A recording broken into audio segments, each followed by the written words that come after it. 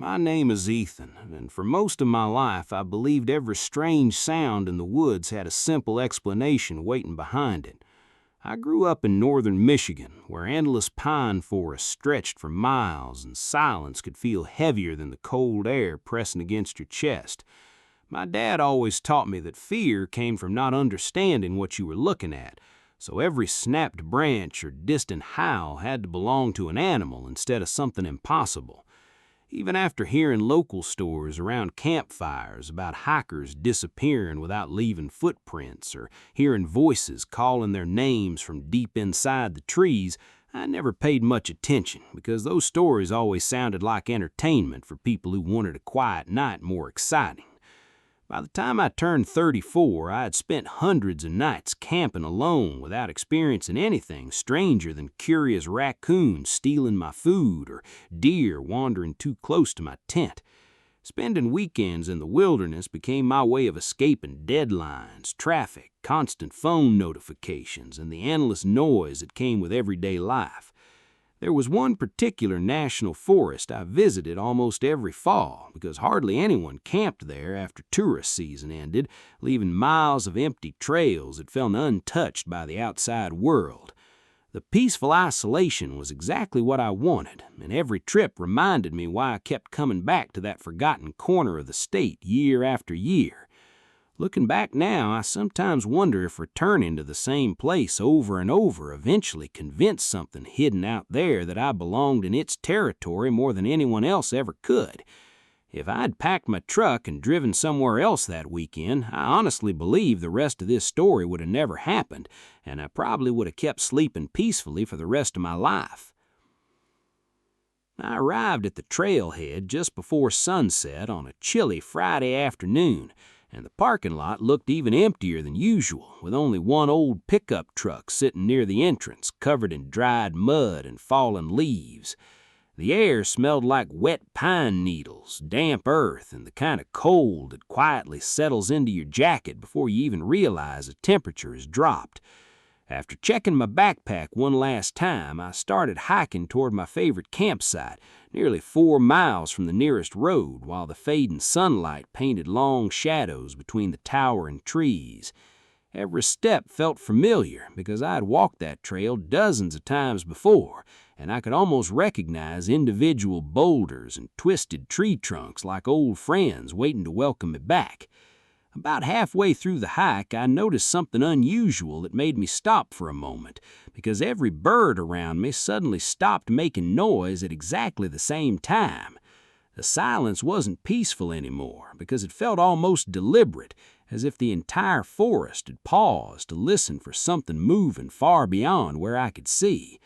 I stood there for nearly a full minute, expecting squirrels to start chattering again or a woodpecker to break the silence. But nothing happened except a slow breeze moving through the branches overhead. Eventually, I laughed at myself, blamed it on my imagination, and continued hacking, even though an uncomfortable feeling had quietly settled in the back of my mind. Just before reaching camp, I glanced behind me for no real reason and had the strange sensation that someone had been walking several steps behind me, but stopped the instant I turned around. Of course, there was nobody there, only endless rows of dark trees disappearing into the growing evening, yet I couldn't shake the feeling that I had just interrupted someone who didn't want to be seen. Setting up camp usually relaxed me almost immediately, but that evening every simple task somehow felt strangely difficult because I kept catching myself looking toward the tree line every few minutes without knowing why. I built a small fire, cooked a simple meal, poured myself a cup of coffee, and watched the orange flames dance while darkness slowly swallowed everything beyond the edge of the campsite. The forest became so quiet that even the crackling fire sounded unusually loud, almost like it was disturbing something that preferred complete silence. Around 9 o'clock, I heard what sounded like slow footsteps somewhere beyond the trees, and they were steady enough that I assumed another camper had wandered off the trail. I called out a friendly hello just in case someone needed help finding their campsite, but the footsteps stopped immediately before I finished speaking. After waiting several minutes without hearing any other sound, I grabbed my flashlight and walked a short distance into the woods, expecting to find someone standing there feeling embarrassed. The flashlight illuminated nothing except tree trunks, patches of moss, and drifting fog beginning to settle across the forest floor. What bothered me most wasn't finding nobody, because that could easily happen if someone changed direction before I reached them, but the ground looked completely untouched, with no fresh footprints in the damp soil where I clearly remembered hearing someone walking. When I returned to the fire, I realized my coffee mug had somehow tipped over, even though it had been sitting on perfectly flat ground moments earlier.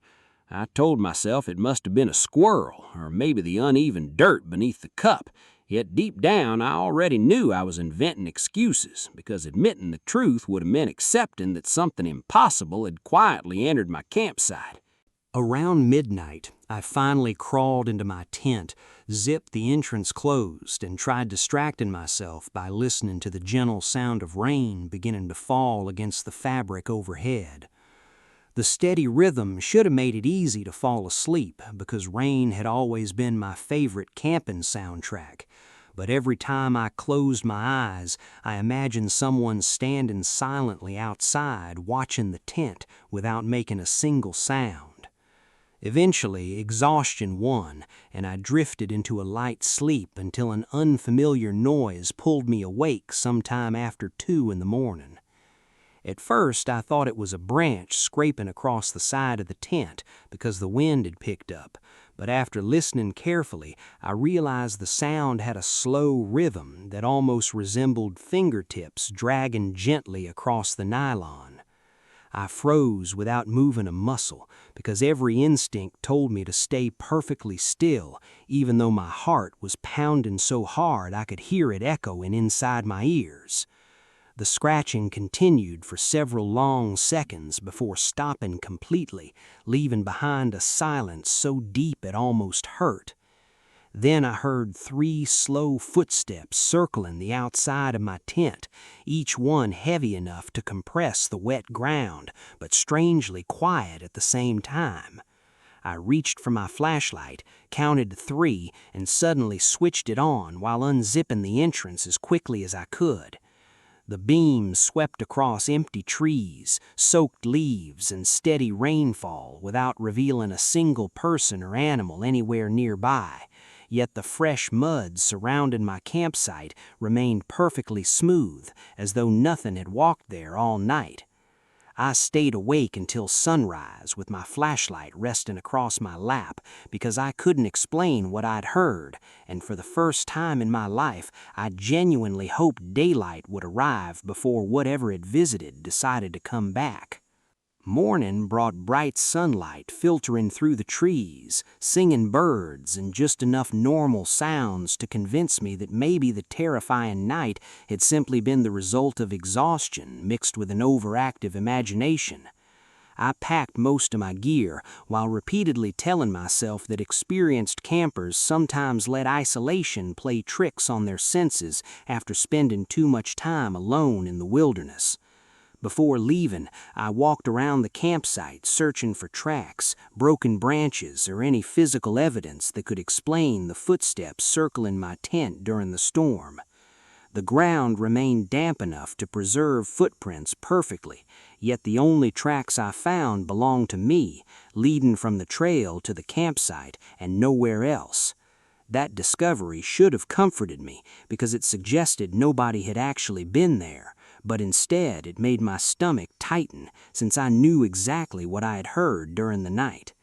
As I started hiking back toward the parking lot, I noticed something carved into an old pine tree that I was almost certain hadn't been there when I arrived the day before. The carving was simple, only 4 uneven words cut deeply into the bark with what looked like an old hunting knife. "You brought it home." I stood there staring at those words for nearly a minute, trying to convince myself they had probably been there for years and I'd somehow never noticed them on previous trips. Still, I couldn't explain why fresh wood shavings lay scattered around the base of the tree, as though the message had been carved only hours earlier while I slept less than 100 yards away. Without realizing it, I began walking much faster toward my truck, unaware that the real nightmare wasn't waiting somewhere deeper inside the forest anymore, because whatever had followed me through those silent woods had already decided it wasn't going to stay there. The next morning, I searched the entire house from the attic to the basement, convinced someone had broken in during the night and somehow slipped out before sunrise without taking anything valuable. Every window was locked from the inside, every door remained secured, and the security chain on the back entrance hadn't been touched since I fastened it the evening before. I even checked the security camera over my front porch, expecting it to reveal a neighbor, a prankster, or at least some explanation that fit within the laws of reality. The recording showed me arriving home the previous afternoon, unloading my camping gear and walking into the house exactly as I remembered. After that, nothing happened for hours, until 2:17 in the morning, when the camera suddenly filled with heavy static that lasted just under 45 seconds before returning to normal.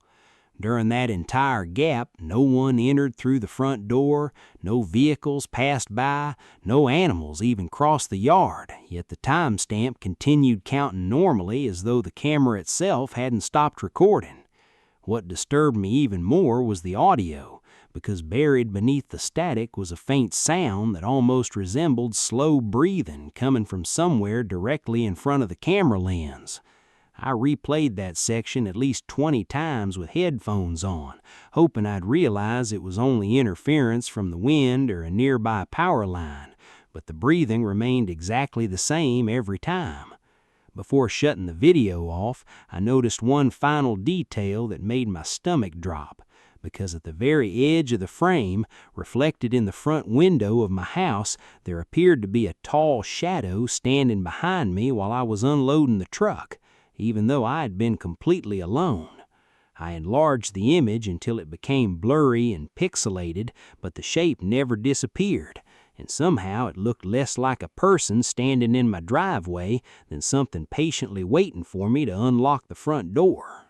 By that afternoon, I had convinced myself I needed another opinion, so I called my older brother Ryan, who had spent 15 years working as a state park ranger and had heard every strange camping story imaginable. Ryan wasn't the type of person to believe in ghosts or supernatural legends, and if anyone could explain what had happened, I figured it would be him. We met at a small diner halfway between our towns, and I told him everything from the silent forest and the footsteps around my tent to the carving on the tree, Cooper's behavior, and the strange security camera footage. He listened without interrupting, occasionally nodding while stirring his coffee, but I noticed he became unusually quiet when I mentioned the words carved on the pine tree. After sitting there for nearly a minute, he finally asked me one question that caught me completely off guard. "Did you hear anyone call your name while you were out there?" I hesitated before answering, because I suddenly remembered something I had pushed out of my mind, a faint voice drifting through the trees just before sunset on my first evening that had sounded so much like my late father's voice that I dismissed it as the wind. Ryan slowly leaned back in his chair, rubbed his forehead, and admitted that several experienced hikers had reported hearing familiar voices in that same section of forest over the past decade, but every one of them claimed the voices always came from people who were either far away or already dead. He told me the Park Service never included those stories in official reports because there was never any physical evidence to investigate, only frightened people who refused to camp there again. Before we left the diner, Ryan looked me straight in the eyes with an expression I'd never seen on his face before, and quietly said, "Whatever you do, Ethan, if you hear that voice again, no matter who it sounds like, don't answer it." As I drove home that evening, I couldn't stop thinking about one terrifying detail, because I had answered a hello in those woods the first night, and now I wasn't completely sure that the voice replying with silence had ever belonged to another human being at all. The next morning, I searched the entire house from the attic to the basement, convinced someone had broken in during the night and somehow slipped out before sunrise without taking anything valuable. Every window was locked from the inside, every door remained secured, and the security chain on the back entrance hadn't been touched since I fastened it the evening before. I even checked the security camera over my front porch, expecting it to reveal a neighbor, a prankster, or at least some explanation that fit within the laws of reality. The recording showed me arriving home the previous afternoon, unloading my camping gear and walking into the house exactly as I remembered. After that, nothing happened for hours, until 2:17 in the morning, when the camera suddenly filled with heavy static that lasted just under 45 seconds before returning to normal. During that entire gap, no one entered through the front door, no vehicles passed by, no animals even crossed the yard, yet the timestamp continued counting normally as though the camera itself hadn't stopped recording. What disturbed me even more was the audio, because buried beneath the static was a faint sound that almost resembled slow breathing coming from somewhere directly in front of the camera lens. I replayed that section at least 20 times with headphones on, hoping I'd realize it was only interference from the wind or a nearby power line, but the breathing remained exactly the same every time. Before shutting the video off, I noticed one final detail that made my stomach drop, because at the very edge of the frame, reflected in the front window of my house, there appeared to be a tall shadow standing behind me while I was unloading the truck, even though I had been completely alone.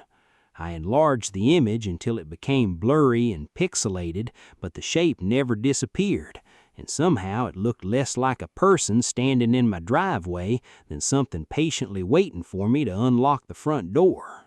By that afternoon, I had convinced myself I needed another opinion, so I called my older brother Ryan, who had spent 15 years working as a state park ranger and had heard every strange camping story imaginable. Ryan wasn't the type of person to believe in ghosts or supernatural legends, and if anyone could explain what had happened, I figured it would be him. We met at a small diner halfway between our towns, and I told him everything from the silent forest and the footsteps around my tent to the carving on the tree, Cooper's behavior, and the strange security camera footage. He listened without interrupting, occasionally nodding while stirring his coffee, but I noticed he became unusually quiet when I mentioned the words carved on the pine tree. After sitting there for nearly a minute, he finally asked me one question that caught me completely off guard. "Did you hear anyone call your name while you were out there?" I hesitated before answering, because I suddenly remembered something I had pushed out of my mind, a faint voice drifting through the trees just before sunset on my first evening that had sounded so much like my late father's voice that I'd dismissed it as the wind. Ryan slowly leaned back in his chair, rubbed his forehead, and admitted that several experienced hikers had reported hearing familiar voices in that same section of forest over the past decade, but every one of them claimed the voices always came from people who were either far away or already dead. He told me the Park Service never included those stories in official reports because there was never any physical evidence to investigate, only frightened people who refused to camp there again. Before we left the diner, Ryan looked me straight in the eyes with an expression I'd never seen on his face before, and quietly said, "Whatever you do, Ethan, if you hear that voice again, no matter who it sounds like, don't answer it." As I drove home that evening, I couldn't stop thinking about one terrifying detail, because I had answered a hello in those woods the first night, and now I wasn't completely sure that the voice replying with silence had ever belonged to another human being at all. I tried to take Ryan's warning seriously, but it's surprisingly difficult to change your life because of something you can't explain or prove to anyone else. For the next few days, I went to work, answered emails, stopped by the grocery store, and smiled through conversations with coworkers as though everything was completely normal. On the outside, I looked like the same guy I'd always been, but inside, I constantly felt like someone was standing just outside my field of vision waiting for me to look the wrong way. Every reflective surface became a problem because I caught myself checking mirrors, dark television screens, and office windows far more often than I ever had before. It wasn't because I expected to see a ghost staring back at me, but because every now and then I'd have the unmistakable feeling that another face had been reflected beside mine for just a split second. Every time I turned around, there was nobody there, and every logical explanation I came up with sounded convincing until the next strange moment happened. Even my co-workers noticed I seemed distracted, asking if I was getting enough sleep because the dark circles under my eyes looked worse every morning. I laughed it off and blamed a stressful camping trip, which sounded ridiculous even to me, but nobody questioned it further. Deep down, I kept replaying Ryan's final sentence in my head over and over, wondering why he had sounded less like an older brother giving advice and more like someone remembering a mistake he'd watched someone else make.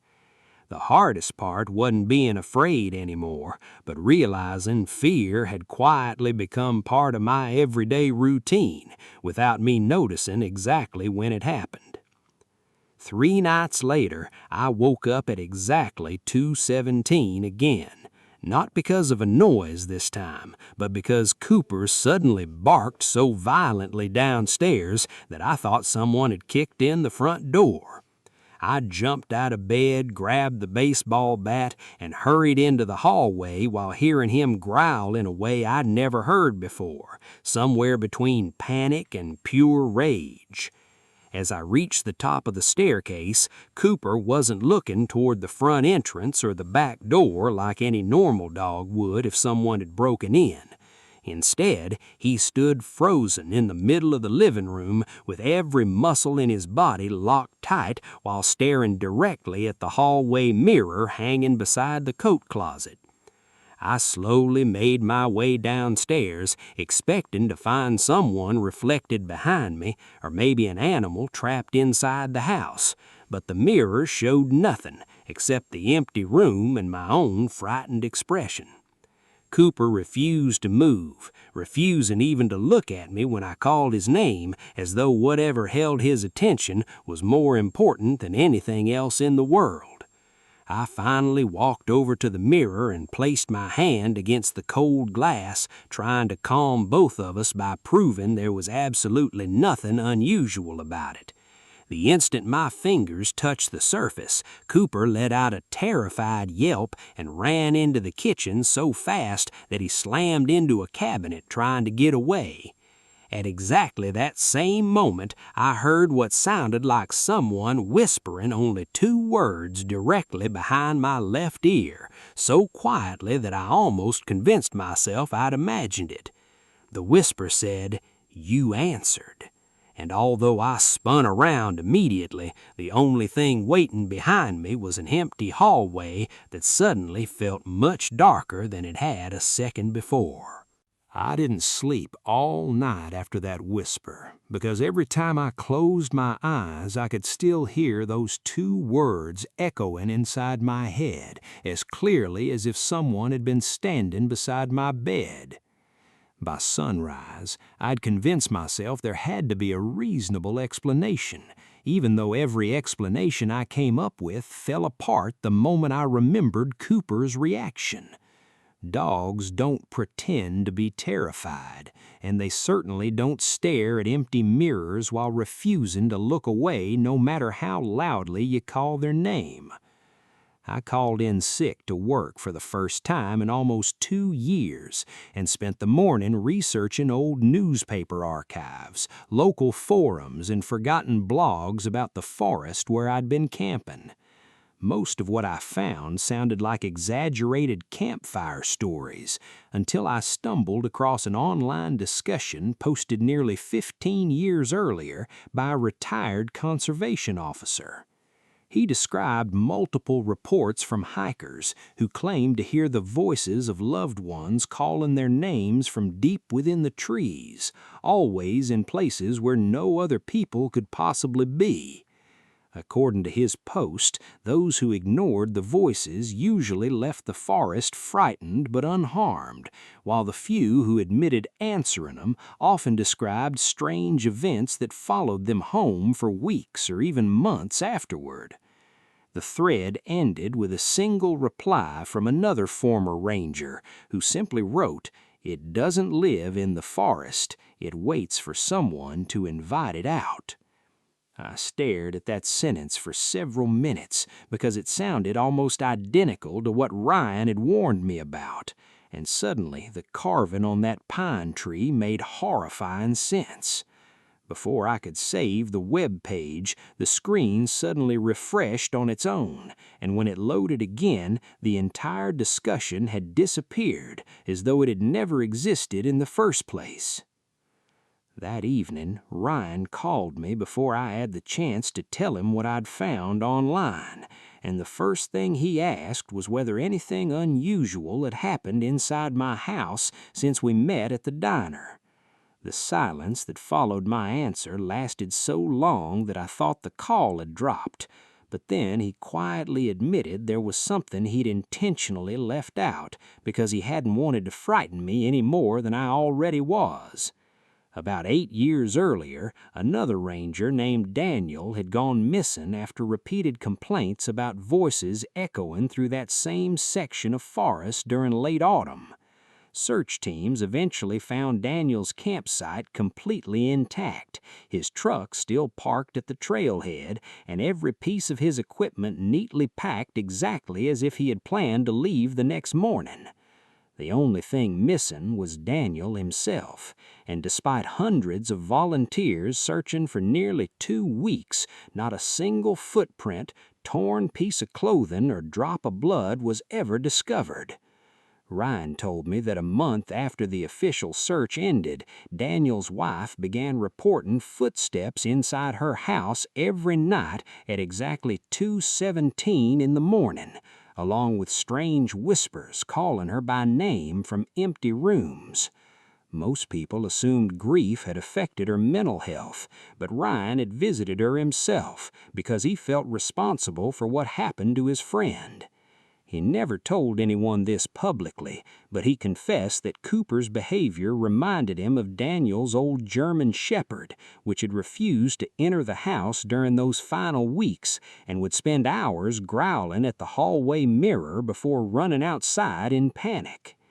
Ryan's voice became almost a whisper as he told me there was one final detail that had never appeared in any police report, because the night before Daniel disappeared forever, he called Ryan and said only one sentence. Something smiled at me using my own reflection. When the call ended, I slowly turned toward the hallway mirror without even realizing I was doing it, and for just a heartbeat, I could have sworn my reflection was still smiling, even though my own face wasn't. I backed away from the mirror without taking my eyes off it. The smile was gone before I blinked again. My hands were shaking. Cooper refused to come into the hallway. The house felt colder than it should have. I turned every light on downstairs. Nothing else seemed out of place. Even so, I couldn't shake the feeling that someone had just stepped away. I decided I wasn't spending another night alone. I packed a small bag and drove to Ryan's cabin before sunset.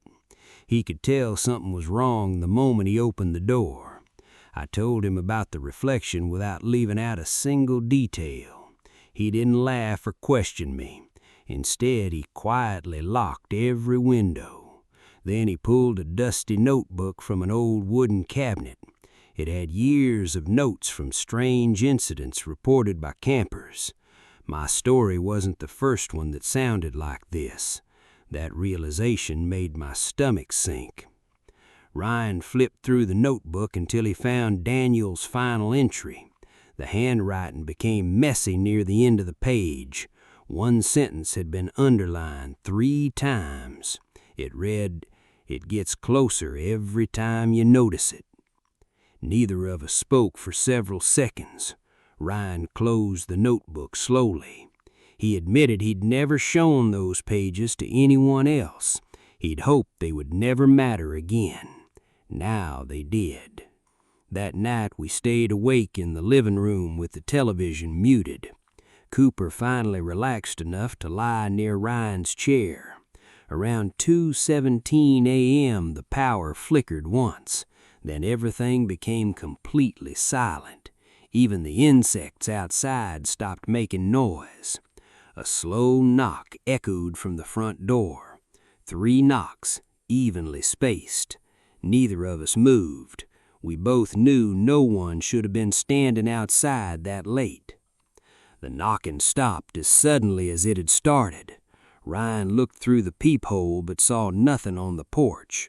He opened the door anyway, keeping one hand on the flashlight.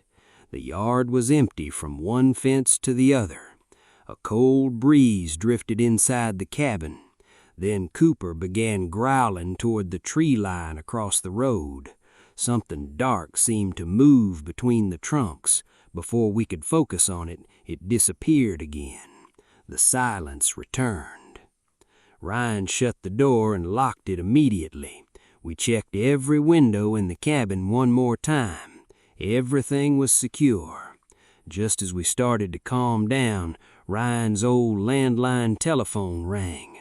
Almost nobody even knew that number anymore. He answered but didn't say a word.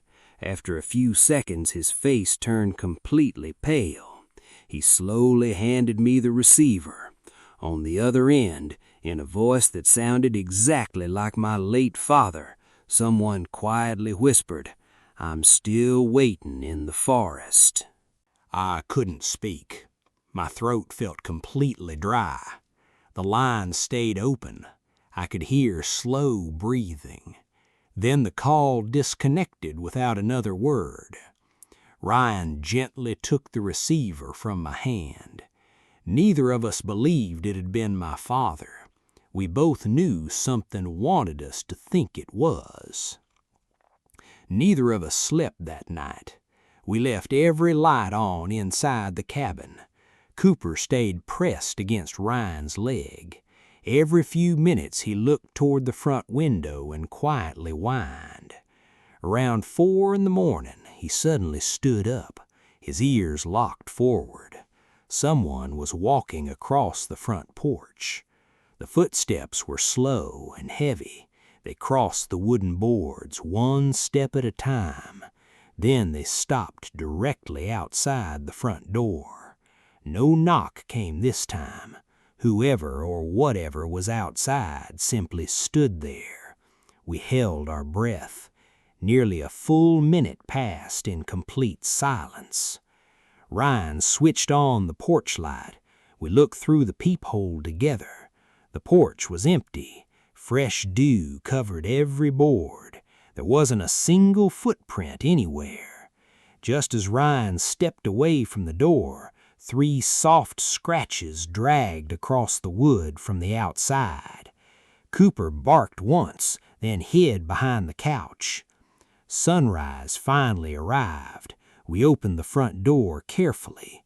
The porch looked exactly as it had through the peephole. No tracks, no broken branches, no sign anyone had been there. But nailed to one of the porch posts was a small piece of bark. 4 words had been carved into it. "You came back anyway."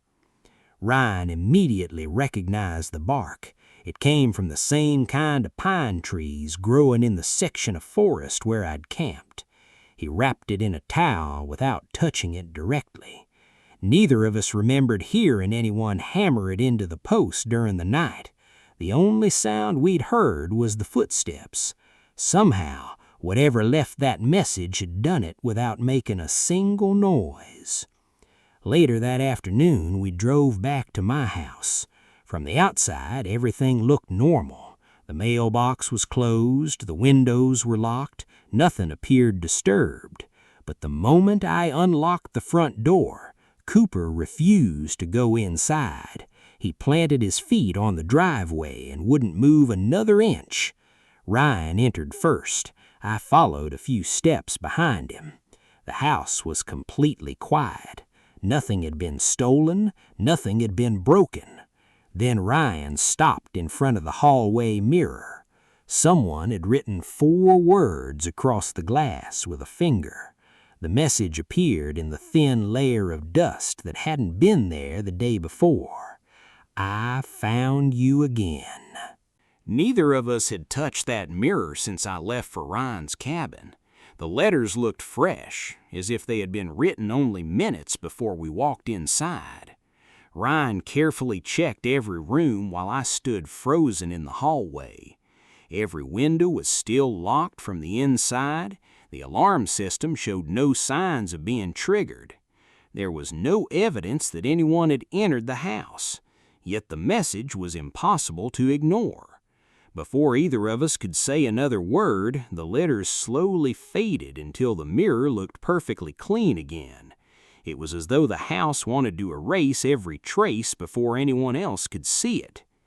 Ryan suggested installing cameras inside every room before spending another night there. We drove to a hardware store, bought a complete security system, and had everything running before sunset. One camera faced the front door, another watched the hallway mirror, 2 more covered the living room and kitchen. I told myself that if something happened again, at least we'd finally have proof. As night settled over the neighborhood, the house felt unusually quiet. Even the familiar sounds of passing cars seemed to disappear. Cooper still refused to look toward the hallway. At exactly 2:17 a.m., every camera feed froze at the same moment. The monitors filled with gray static for nearly 20 seconds.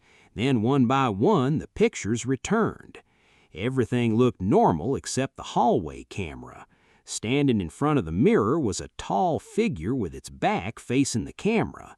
It didn't move, it didn't breathe, it simply stood there. The image lasted only 3 seconds before the figure vanished without taking a single step.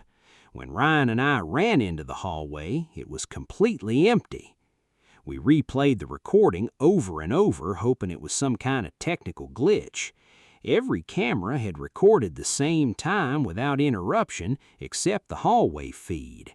The figure never appeared on any other camera. It existed only in front of that mirror. Ryan paused the video on the clearest frame and zoomed in. My heart nearly stopped. The figure was wearing the exact same camping jacket I had left hanging in my garage after returning from the forest. The next morning, we searched the garage. My camping jacket was still hanging exactly where I'd left it. It was damp, even though it hadn't rained for 3 days. The smell of wet pine filled the room the instant I picked it up. As I checked the pockets, my fingers brushed against something I didn't remember packing. I pulled out a small, smooth stone covered with dark green moss. I was certain it hadn't been there before.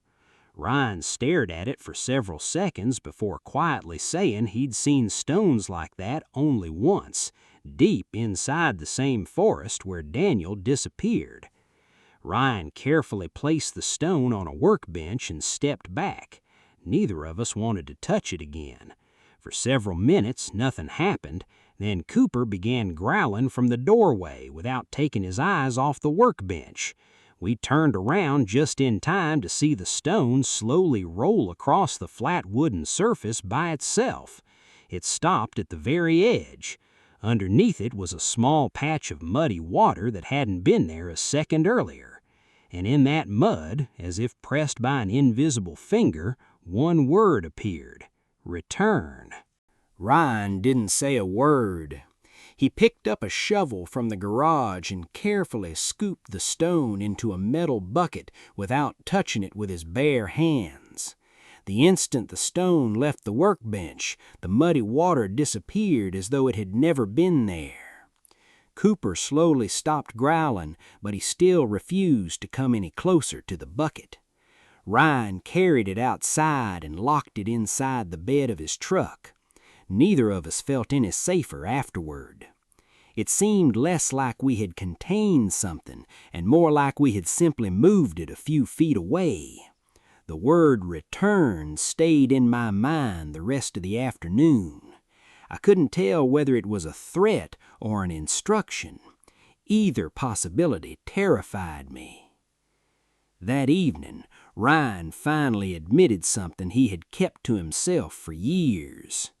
A week after Daniel disappeared, another ranger secretly returned to that part of the forest to collect the missing man's equipment.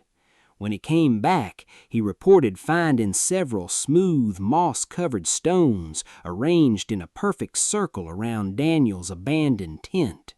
He threw them into a nearby river, believing they were part of some strange prank.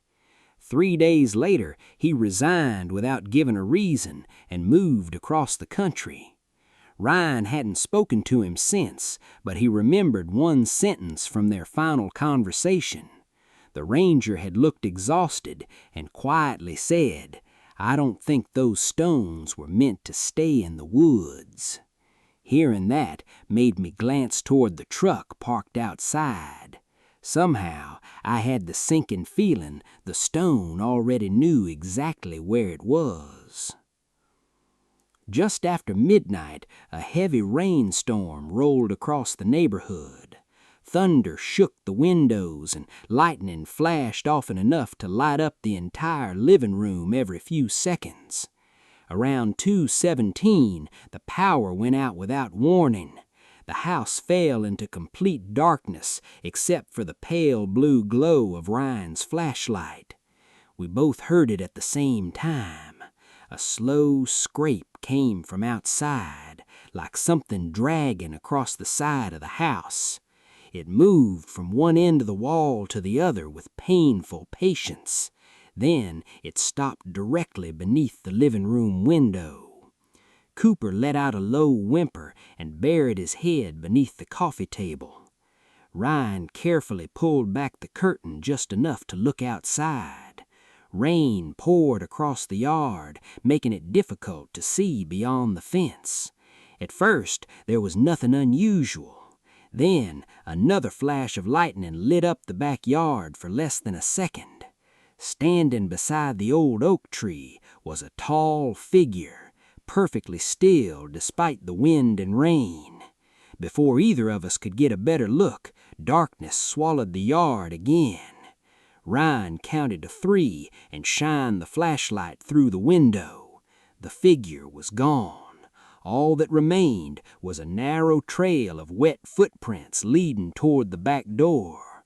They stopped halfway across the patio, as though whoever made them had simply vanished into the air. Neither of us opened the back door that night. Ryan quietly pulled the curtain shut while I stood frozen, staring at the place where the footprints had disappeared. We waited until sunrise before stepping onto the patio together. The concrete was still damp from the storm, but every footprint had vanished without leaving the slightest mark behind. The only thing left near the door was a single pine needle resting on the welcome mat. It looked fresh, still dark green and wet, even though there weren't any pine trees growing anywhere near my neighborhood. Ryan carefully picked it up with a tissue and slipped it into a small plastic bag. As he sealed it, he muttered, "It's getting closer." Later that afternoon, Ryan made a call to someone he hadn't spoken to in years. His name was Mark, a retired park biologist who had spent nearly 3 decades working in the same forest before taking an early retirement. Mark agreed to meet us at a quiet diner just outside town, but he sounded nervous over the phone, insisting we come before sunset. The moment we sat down, he looked directly at me and asked, "Did it use someone's voice you loved?" I nodded without saying a word. Mark slowly removed his glasses and rubbed his eyes before explaining that every unexplained case he'd investigated seemed to begin the same way. First came the familiar voice, then the footsteps, then the reflections, and finally the invitation to return.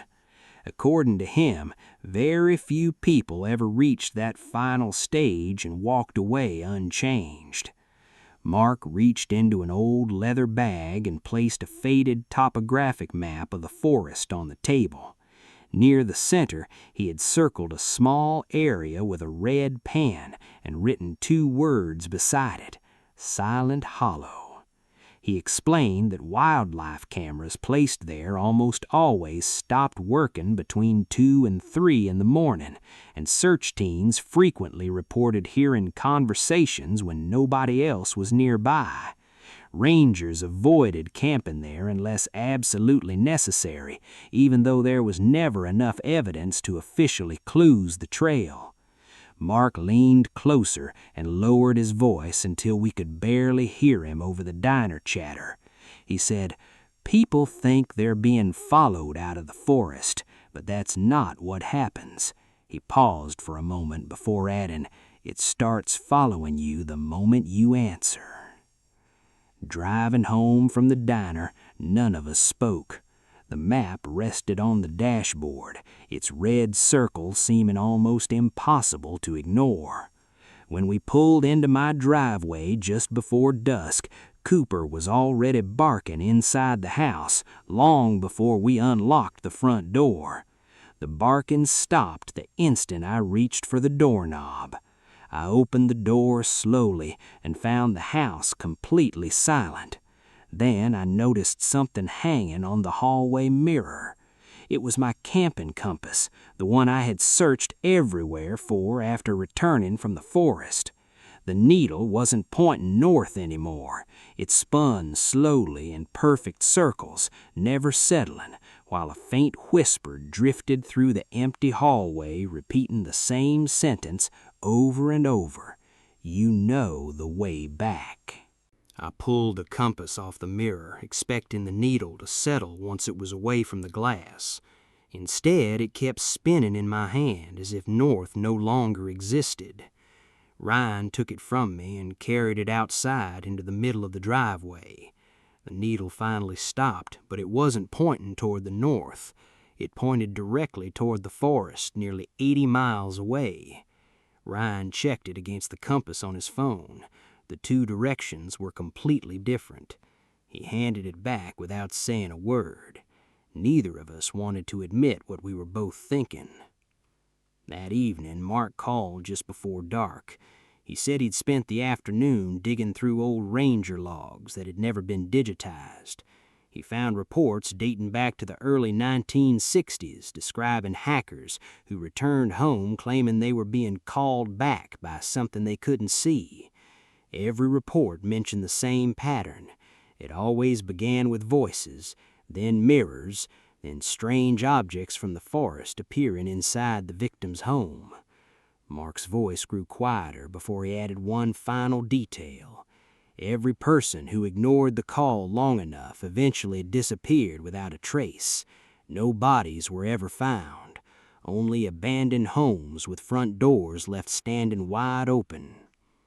After hanging up, I walked through my house, checking every lock for what felt like the 100th time. Everything was secure, every window was closed, every curtain was drawn, yet the smell of damp pine suddenly drifted through the hallway again. It wasn't faint anymore. It was so strong that it felt like I had stepped into the middle of the forest after a rainstorm. Cooper immediately stood up and began backing away toward the kitchen. Ryan slowly looked down the hallway. At the far end, my bedroom door, which I knew I had left open, was now quietly closing by itself. We rushed down the hallway and pushed the bedroom door open. The room was empty. Nothing had been moved. Nothing appeared broken. Then Ryan noticed muddy footprints leading from the bedroom window to the closet. The footprints were much larger than mine, and they stopped directly in front of the closet door. There were no footprints leading back out. Ryan reached for the handle while I held my breath. He counted to 3 and pulled the door open. Inside, only my hanging clothes gently swayed as though someone had just brushed past them seconds earlier. As we stood there trying to make sense of it, A soft sound came from the hallway behind us. It wasn't a footstep this time. It sounded like someone quietly laughing under their breath. The laugh lasted only 2 or 3 seconds before fading into silence. Cooper barked wildly from downstairs but refused to come any closer. Ryan stepped into the hallway with his flashlight raised. The beam revealed nothing except empty walls and family photos. Then every picture frame hanging along the hallway tilted at exactly the same angle. Neither of us had touched them. Ryan slowly straightened the nearest frame. Before his fingers even left the glass, it tilted again by itself. Then the next frame moved. Then another. One after another, every picture along the hallway leaned toward the same direction. Not toward us, not toward the stairs. They were all pointing toward the front door. Ryan looked at me with a face that had completely lost its color. In a barely audible voice, he whispered, "I don't think it wants to get inside anymore." He paused for a second before finishing the sentence. "I think it's waiting for you to leave with it." Neither of us moved for several long seconds. The hallway felt unnaturally still. Every picture frame remained tilted towards the front door. Then, without warning, the front doorknob turned slowly by itself, once, twice, 3 times. The deadbolt never unlocked, but whoever or whatever was on the other side seemed in no hurry. It simply tested the handle before everything went silent again. That silence somehow felt worse than the sound. Ryan walked to the front window and carefully pulled the curtain aside just enough to see outside. The porch light illuminated an empty driveway in a quiet street. No cars were passing. No neighbors were outside. The motion sensor light suddenly clicked off even though nothing had crossed the yard. For a few seconds, the entire front of the house disappeared into darkness. Then, just before the light turned back on, Ryan whispered, "Someone was standing there." When I asked him where, he simply pointed to the exact spot where I had parked my truck after returning from the forest. Neither of us opened the door. Instead, we watched the live security cameras from the living room monitor. The front porch camera showed nothing unusual until exactly 2:17 a.m. The screen flickered once. A tall silhouette appeared for less than 2 seconds. It wasn't facing the camera, it was facing the front door, perfectly motionless. Before the image disappeared, the figure slowly raised one arm as though inviting someone to come outside. Then the recording returned to an empty porch. The next morning, Ryan paused the footage frame by frame. We enlarged the silhouette as much as possible. The image became blurry, but one detail remained clear enough to recognize. The figure wasn't casting a shadow, even though the porch light was directly above it. It should have been impossible. Ryan leaned back in his chair and quietly muttered, "That's not a person." The room suddenly felt colder. Neither of us argued with him. We both already believed the same thing. Mark arrived just after noon, carrying a weathered metal box that looked older than either of us. He set it on my kitchen table and carefully unlocked it with a small brass key.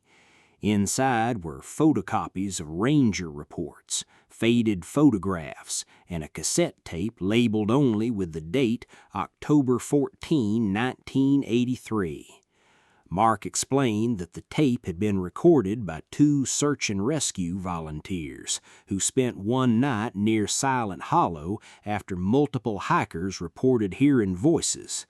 Neither volunteer ever returned to that forest ever again. They refused every assignment that involved those trails for the rest of their careers. Mark had never listened to the recording all the way through. He said the ending bothered him too much.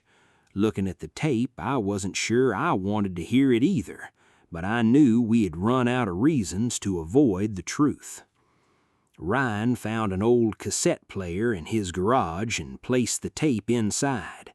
At first, all we heard was wind moving through tall pine trees and the steady crunch of boots on fallen leaves. One of the volunteers joked about how quiet the forest had become after sunset. A few minutes later, another voice whispered something too faint to understand. The volunteers stopped walking and asked, "Did you hear that?" His partner answered no. Then the whisper came again, this time clearly calling someone by name. The recording suddenly filled with heavy static before returning to complete silence. The tape ended with one sentence spoken in a terrified voice. "Don't let me answer it again." Nobody spoke after the tape stopped. Cooper, who had been lying quietly beside the couch, slowly stood and walked backward toward the hallway without taking his eyes off the living room mirror. His tail was tucked tightly beneath him. The fur along his neck stood straight up. We turned toward the mirror together. At first, all three of us were reflected normally. Then, for less than a second, a fourth shape appeared behind me. It was taller than anyone in the room. When I spun around, the space behind me was completely empty, but the reflection had already disappeared. That night I made a decision I had been avoiding since all of this began. I couldn't keep waiting for whatever this was to decide the next move. Ryan and Mark both understood what I was thinking before I even said the words out loud. We needed to go back to the forest, not because we wanted answers, but because every clue pointed to the same place. Mark unfolded the old map and placed his finger directly on the red circle around Silent Hollow. He looked at both of us and quietly said, "If we go back, we leave before sunset." Then he hesitated before adding, "if it lets us." The next morning, we loaded Ryan's truck with everything we thought we might need for a quick trip into the forest. We packed extra flashlights, first aid supplies, satellite radios, fresh batteries, and enough food and water for 2 days, even though we planned to be back before dark. Mark insisted that we leave every unnecessary piece of gear behind because he didn't want anything slowing us down if we had to leave in a hurry.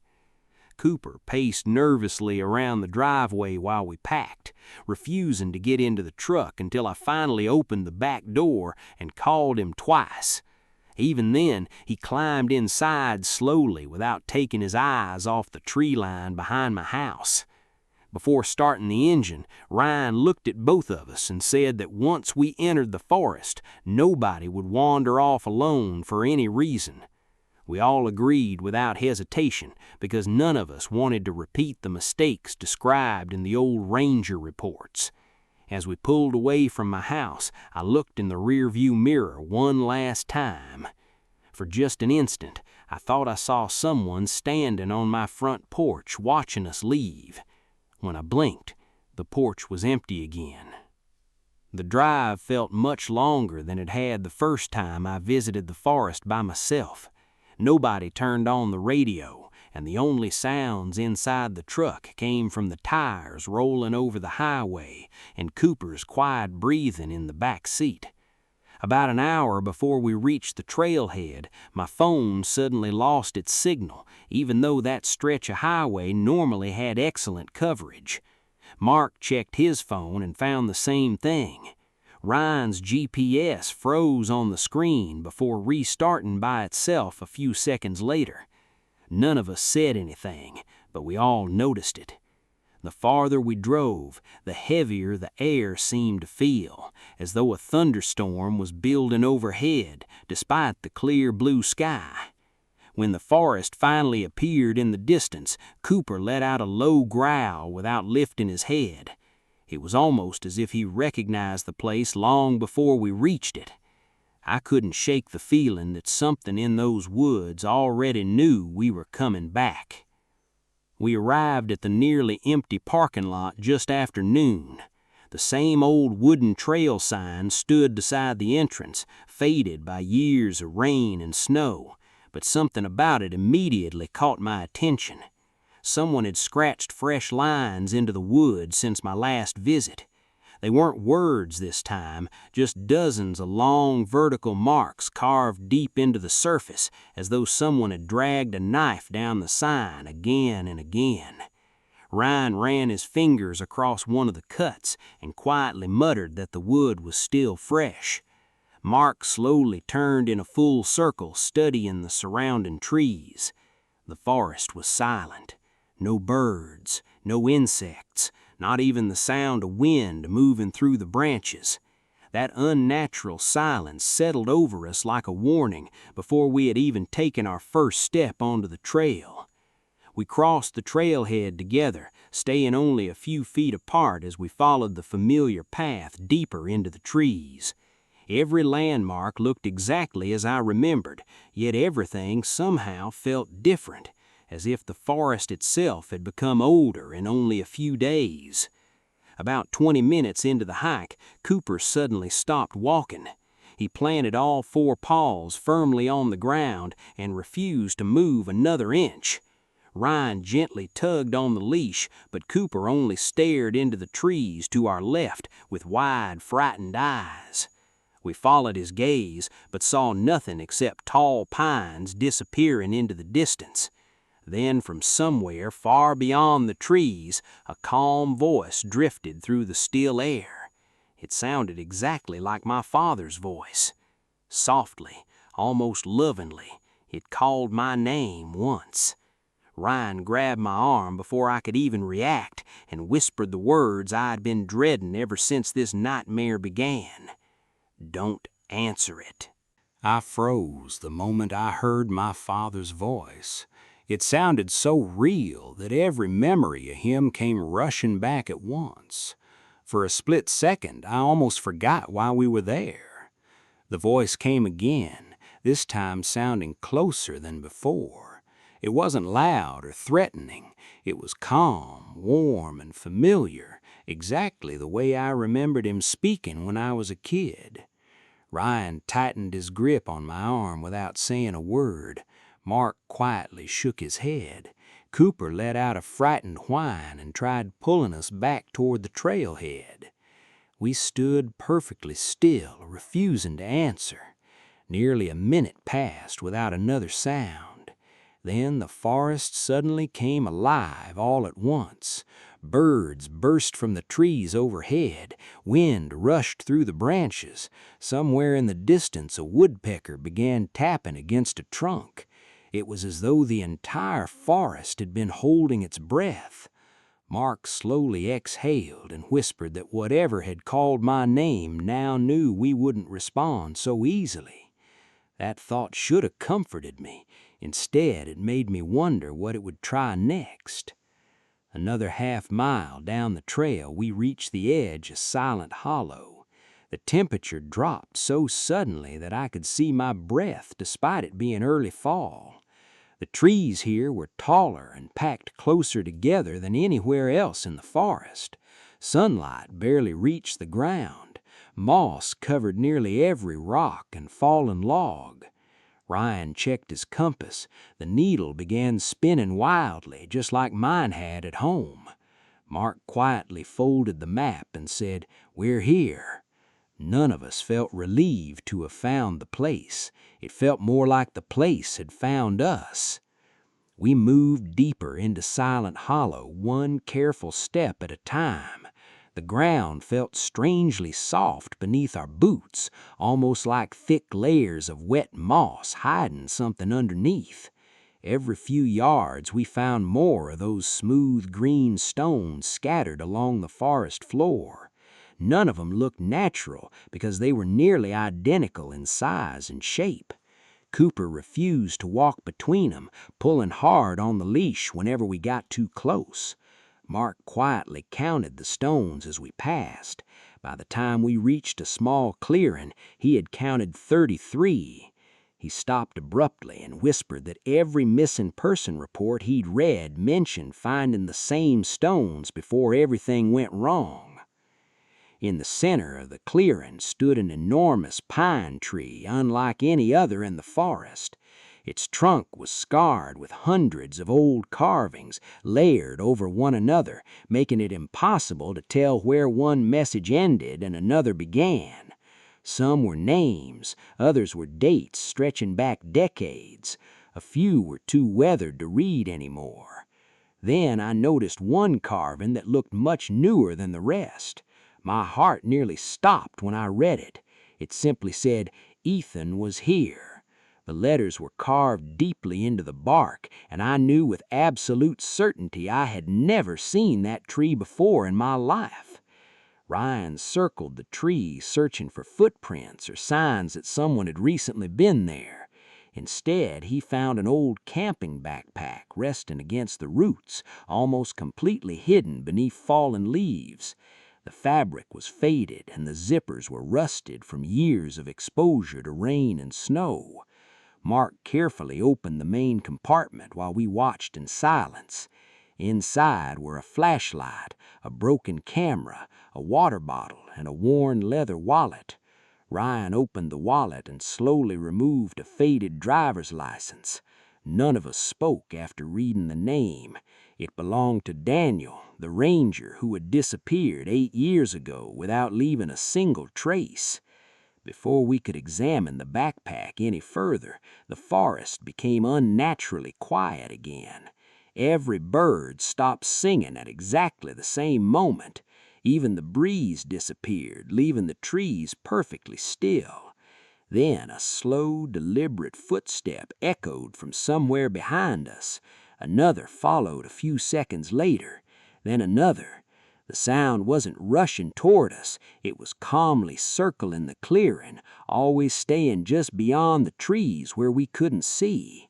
Cooper began barking wildly, twisting against the leash as he desperately tried to run away. Ryan raised his flashlight even though it was still daylight, and Mark whispered only 3 words that sent a chill through all of us. "It's finally here." None of us moved as the footsteps continued circling the clearing with an almost impossible patience. They never snapped a twig or crushed a single leaf, yet each step sounded heavy enough to belong to something far larger than any person. Ryan slowly reached for the satellite radio clipped to his backpack, but the screen flickered once before going completely black. Mark tightened his grip on Daniel's old backpack and whispered that we needed to leave immediately without looking into the trees, no matter what we thought we saw. I nodded, but before I could take a single step, my father's voice drifted through the pines again. This time it sounded heartbroken, begging me not to leave him there alone. Every instinct inside me screamed to turn toward the sound, yet Ryan's hand landed firmly on my shoulder before I could move. Cooper barked so violently that his leash slipped from my hand, but instead of running into the forest, he stood directly in front of us, growling at something none of us could see. The growling suddenly stopped. Cooper slowly backed towards us with his eyes fixed on a space between 2 enormous pine trees at the edge of the clearing. I followed his stare despite promising myself I wouldn't, and that's when I saw it. At first it looked like an ordinary man standing perfectly still among the shadows, but the longer I looked, the more wrong everything became. Its arms hung far below where they should have reached, its head tilted just a little too far to one side, and although it wore what looked like my old camping jacket, its face remained hidden behind darkness that seemed thicker than the forest itself. Then it smiled.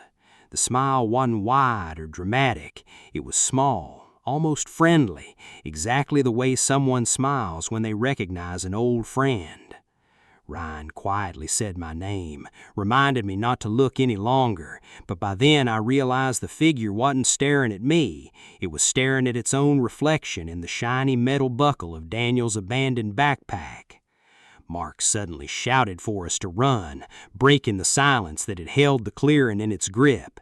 The three of us sprinted down the trail with Cooper leading the way, never daring to look behind us as branches whipped across our faces and loose stones rolled beneath our boots. The footsteps followed for several terrifying minutes, always the same distance behind, never getting closer and never falling farther away. Then, just as the trailhead came into view, every sound stopped at once.